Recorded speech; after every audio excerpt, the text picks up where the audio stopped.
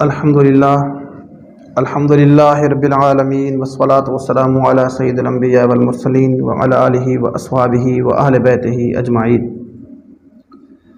بعد الحمد والصلاة والسلام، الحمدللہ ثم الحمدللہ۔ محرم الحرام کے بابرکت ایام میں سلسلہ درس حدیث و قرآن شان اہل بیت، عظمت اہل بیت کے حوالے سے جاری و ساری ہے۔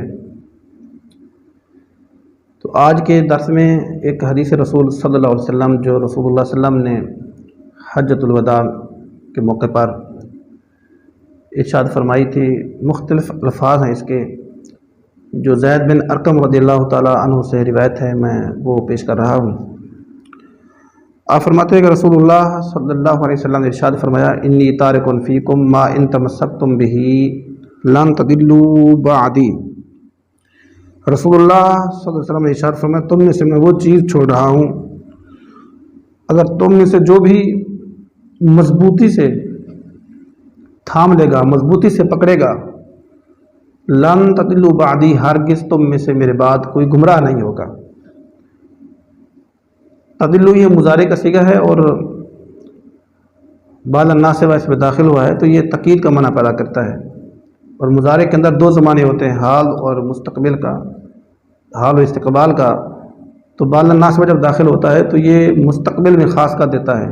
تو گویا کہ رسول اللہ صلی اللہ علیہ وسلم یہ فرما رہے ہیں، یعنی اس عبارت کا ما حاصل کہ رسول اللہ صلی اللہ علیہ وسلم یہ فرما رہے ہیں، جو بھی تھام کے رکھے گا، جو چیزیں میں تمہیں چھوڑ کے جا رہا ہوں، جن کے بارے میں تمہیں وصیت کر رہا ہوں، جو بھی انہیں تھام کے رکھے گا، ہرگز میرے بعد تم میں سے کوئی گمراہ نہیں ہوگا، گویا کہ قیامت تک تم میں سے کوئی گمراہ نہیں ہوگا۔ تو فرمایا، ایک ان میں سے اللہ کی کتاب ہے، دوسری اہل بیت، یعنی اطرتی اہل بیتی۔ تو کتاب کے بارے میں ارشاد فرمایا، کتاب اللہ حبل ممدود من السماء الى الارض، کہ اللہ کی کتاب ایک رسی ہے آسمان سے لٹکی ہوئی ہے زمین کی طرف۔ تو رسی کے ساتھ مثال دی گئی اللہ کے کتاب کو۔ تو علماء کرام فرماتے ہیں اس کی حکمت یہ ہے کہ رسی کی خصوصیات میں سے ہے کہ وہ رسی ترقی کا ذریعہ بھی ہوتی ہے، تنزلی کا ذریعہ بھی ہوتی ہے۔ گویا کہ جو مضبوط سے تھام کے رکھے گا، اوپر بھی چڑھے تو رسی کے ذریعے سے اوپر جا سکتا ہے، بلندیوں میں پہنچ سکتا ہے، اگر نیچے گرے تو رسی سے نیچے بھی آ سکتا ہے۔ تو مثال دینے کا مطلب یہ ہے کہ قرآن کی مثال بھی ایسی ہے، جو اسے تھام کے رکھے، اس کا عامل رہے، اس کا حامل رہے، اور اس کے نظام کو اپنانے والا رہے، بنے عامل قرآن بن کے رہے، تو پھر یہ قرآن پاک اسے پہنچا دے گا، اللہ کی بارگاہ میں پہنچا دے گا، یہ اللہ تعالیٰ کی امان میں دے دے گا قرآن سے۔ جو اسے منہ پھیرے گا، عمل نہیں کرے گا، تو پھر گویا کہ وہ تنزل کی طرف گر گیا وہ شخص۔ دوسرے حصے میں ارشاد ہوا کہ وَإِطْرَتِ اہل بیتی، اطرت کے معنی علماء نے کیے، اس کے معنی کئی ہیں، بہت سارے معنی اطرت کے ہیں۔ اس کو قوم کو بھی، اطرت کا معنی قوم بھی ہے، اطرت کا معنی اقارب بھی ہے، اطرت کا معنی نزدیکی لوگوں کو بھی کہا جاتا ہے، ایک دادے کی اولاد کو بھی اطرت کہا جاتا ہے۔ خود اطرت کی آگے مصطفیٰ علیہ السلام نے تفسیر خود فرما دی کہ اہل بیتی، میری اطرت یعنی میرے گھر والے۔ اور اہل بیت میں رسول اللہ صلی اللہ علیہ وسلم کی ازواج مطہرات بھی داخل ہیں، حضور صلی اللہ علیہ وسلم کی اتنی صاحبزادیاں، بالخصوص 4 صاحبزادیاں بھی داخل ہیں۔ حضرت فاطمہ الزہرا رضی اللہ تعالی عنہا بھی ان میں سے ہیں، 4 صاحبزادیوں میں حضرت امام حسنین کریمین رضی اللہ تعالیٰ عنہما بھی داخل ہیں، علی المرتضیٰ شیر خدا رضی اللہ تعالیٰ عنہ کو بھی آپ نے داخل فرمایا تھا۔ تو ہمارے علماء نے کئی معنی اس کے بیان فرمائے۔ بیت کی یعنی گئیہا، ایک بیت سکنا بھی ہوتا ہے، بیت نسب بھی ہوتا ہے، بیت ولادت بھی ہے، سارے اس میں داخل ہیں۔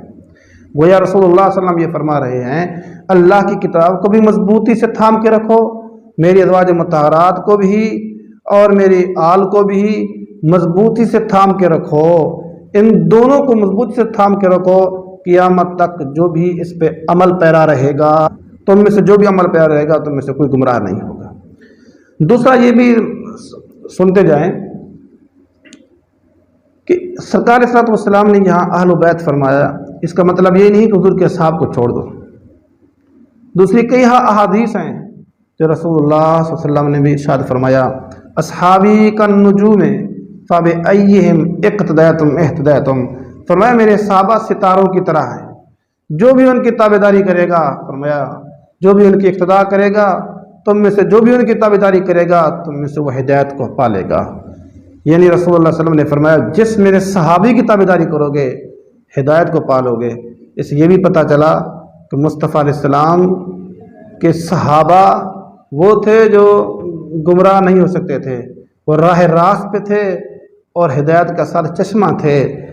اس لیے مصطفیٰ علیہ السلام نے قیامت تک آنے والوں کے لیے فرما دیا کہ میرے صحابہ میں سے جس کی تابعداری کرو گے تمہیں ہدایت حاصل ہو جائے گی۔ اور فرمایا میرے اہل بیت نوح علیہ السلام کی کشتی جیسے ہیں، نوح علیہ السلام کی کشتی پہ جو سوار ہوا تھا فرمایا وہ کامیاب ہو گیا، جو پیچھے رہ گیا تھا وہ ہلاک و برباد ہو گیا تھا۔ تو حاضرین گرامی پتہ چلا ان دونوں سے تعلق جوڑ کے رکھنا پڑے گا، ان دونوں سے ہمیں نسبت محبت و تعظیم والی قائم رکھنی پڑے گی۔ امام فخر الدین رازی رحمۃ اللہ فرماتے ہیں الحمدللہ ہم خوش نصیب ہیں، ہم ستارے والے بھی ہیں، حضور کی آل والے بھی ہیں، حضور کے اصحاب والے بھی ہیں۔ فرمایا کہ جس طرح ایک سمندر ہو، سمندر میں جو کشتی پہ سوار ہو جائے، اور فرمایا کشتی کی رہنمائی کے لیے ستاروں کی ضرورت پڑتی ہے، تو ستاروں کو جو دیکھتا جائے گا منزل مقصود تک پہنچ جائے گا، اور جو ستاروں کو نہ دیکھے، فرمایا رافضیوں کی طرح جو ستاروں کو نہ دیکھے پورے سمندر میں چلتا رہے گا کشتی پہ، منزل مقصود تک نہیں پہنچ پائے گا۔ کیوں؟ ستاروں کے ذریعے تو منزل تک پہنچنا تھا، مقصود تک پہنچنا تھا، ستاروں کا تو قائل نہیں، ستاروں کو تو مانا نہیں ہے، تو سمندر میں ہی غرق ہوگا۔ کچھ ایسے بھی ہیں فرمایا خارجیوں جیسے جو حضور کی آل کے دشمن ہیں، بے ادب و گستاخ ہیں، کشتی کے بغیر سمندری سفر کریں گے تو فرمایا کہ سمندر میں غرق ہی ہوں گے، کیونکہ سمندری سفر کے لیے، باہری سفر کے لیے کشتی کی ضرورت پڑتی ہے۔ تو فرمایا خوش نصیب ہیں اہل سنت ہماری جماعت کہ ہم کشتی والے بھی ہیں، ستاروں والوں بھی ہیں، کشتی پہ سوار ہو کر ہم ستاروں کو رہنما مانتے ہیں، ستاروں کو بھی دیکھتے جاتے ہیں، گویا کہ حضور کے صحابہ کو بھی دیکھتے جاتے ہیں، اور حضور کے صحابہ کے ساتھ ساتھ ہم کشتی پہ سوار حضور اہل بیت کی محبت والی کشتی سے بھی ہمارے پاس ہے۔ دوسرا سیدی اعلیٰ حضرت بھی ارشاد فرماتے ہیں، فرمایا اہل سنت کا ہے بیڑا پار، اصحاب حضور نجم ہے، نو ہے اطرت رسول اللہ کی۔ نجم سے مراد مصطفیٰ علیہ السلام کے صحابہ ہیں، نو سے مراد مصطفیٰ علیہ السلام کے آل ہے۔ تو الحمدللہ اہل سنت جماعت کے پاس یہ دونوں چیزیں موجود ہیں۔ یاد رکھیے کہ اس حدیث مبارک میں اہل بیت کا ذکر ہوا، دوسری کی نفی نہیں ہو سکتی، کیونکہ دوسرے مقام پہ آقا کریم علیہ السلام نے یہ بھی ارشاد فرمایا علیکم بسنتی و سنت خلفاء راشدین، تم پر میری سنت بھی لازم ہے، میرے خلفاء راشدین کی سنت بھی لازم ہے۔ اور مقام ارشاد فرمایا کہ فرمایا بنی اسرائیل میں سے 72 فرقے بنے، فرمایا میری امت میں سے 73 بنیں گے، اور فرمایا 72 کے 72 فرقے جہنمی ہوں گے اور ایک جماعت نجات والی ہوگی۔ صحابہ نے پوچھا یا رسول اللہ نجات والی جماعت کون سی ہوگی؟ فرمایا ما انا علیہ و اصحابی، جس پر میں ہوں اور میرے صحابہ ہیں۔ تو پتہ چلا نجات کے لیے، کامیابی کے لیے حضور کے صحابہ کو بھی ماننا پڑے گا، خلفاء راشدین کو بھی ماننا پڑے گا، مصطفیٰ علیہ السلام کی آل کو بھی ماننا پڑے گا، ازواج مطہرات کو بھی ماننا پڑے گا، تب نجات ملے گی، تب کامیابی ملے گی۔ یہی عقیدہ ہمارے اکابرین اسلاف سے ہے، ائمہ اربعہ، امام اعظم محمد حنیفہ رحمۃ اللہ علیہ، حضرت امام شافعی رحمۃ اللہ علیہ، حضرت امام مالک، حضرت امام بن حنبل رحمہ اللہ علیہ مجمعین، اور سلسلہ سلاسل طریقت کے جو 4 سلاسل ہیں، قادری، سہروردی، نقشبندی، چشتی، ان اکابرین کو، آپ بزرگوں کو دیکھیں، آپ ان کے بھی یہی عقیدے ملیں گے، حضور کے آل والے بھی ہوں گے، حضور کے اصحاب والے بھی ہوں گے، حضور کے ازواج مطہرات کو بھی ماننے والے ہوں گے، سب سے پیار و محبت الفت کرنے والی یہ جماعتیں ہیں۔ تو آج 14 صدیاں بے شک بیت گئی ہیں، الحمدللہ آج بھی یہ ادب و احترام کا رشتہ اہل سنت و جماعت کے پاس موجود ہے، اور اللہ تبارک و تعالیٰ بھی یہی ارشاد فرماتا ہے اور ہمیں حکم فرماتا ہے، دعا مانگو مجھ رب سے، اہدنا الصراط المستقیم صراط الذین انعمت علیہم، کہ اے اللہ ہمیں سیدھے راستے پر چلا، اور ان لوگوں کا راستہ جن پر تو نے انعام کیا ہے، یہ انعام یافتہ لوگ، जितने भी इनाम याफ्ता लोग गुजरे हैं, अनअमल्लाहु अलैहिम मिनन नबिय्यीन वस्सिद्दीकीन वश्शुहदाए वस्सालिहीन व हस्न उलाइका रफीका अला इन्ना औलिया अल्लाह ला खौफुन अलैहिम वला हुम यहज़नून। जिन औलिया के बारे में आयतें उतरी हैं और इन औलिया के अक़ायद देखें आप, हज़रत गौस पाक हों, हज़रत अली हजवेरी हों, हज़रत ख्वाजा खाजगान ख्वाजा गरीब नवाज रहमतुल्लाह अलैह हों, मुजद्दिद अल-अफ़सानी इमाम रब्बानी रहमतुल्लाह अलैह हों, अइम्मा अरबा हों, सियासत के मुहद्दिसीन हों, इनकी अक़ायद देखें आप। सारे हुजूर के आल वाले भी थे, हुजूर के असहाब वाले भी थे, सब कोई एक भी न किसी साहबी का गुस्ताख था, ना किसी हुजूर की आल में इमाम हुसैन को ना किसी ने बागी कहा, ना कोई ऐसा था कि सहाबा के बारे में गुस्ताखी करने वाला हो। ये जितने भी खवारिज और रवाफिज थे ये इनके काम हैं सारे। लेकिन अल्हम्दुलिल्लाह आज भी अहले सुन्नत व जमात उन अक़ायद की हामिल है जो आज से कई सदियाँ पहले जो हुजूर के सहाबा के अक़ायद थे, जो हुजूर के सहाबा के बाद ताबीन, तबा ताबीन, औलिया कामिलीन, अइम्मा अरबा, मुहद्दिसीन आज तक अल्हम्दुलिल्लाह। क्योंकि मैं आका ने तो ये इशारा फरमाया था कि एक जमात रूए ज़मीन पे हक़ पर रहेगी। अगर वो जमात हक़ पर है तो अहले सुन्नत व जमात है। एक आखिरी बात मैं करता जाऊँ, रसूलुल्लाह सल्लल्लाहु अलैहि वसल्लम ने इरशाद फरमाया वली तफर्रका हत्ता यारदा अली अल हौज़, अहले बैत कुरान से जुदा नहीं और कुरान अहले बैत से जुदा नहीं। कितने जुदा नहीं? फरमाया कुरान पे अहले बैत मेरा घराना इतना आमिल होगा, इतना इसका निगहबान होगा कि कुरान से जुदा हो ही नहीं सकता। कि देखिए वाक़या करबला कि जुल्म व सितम के एक बहुत बेमिसाल दस्तान है।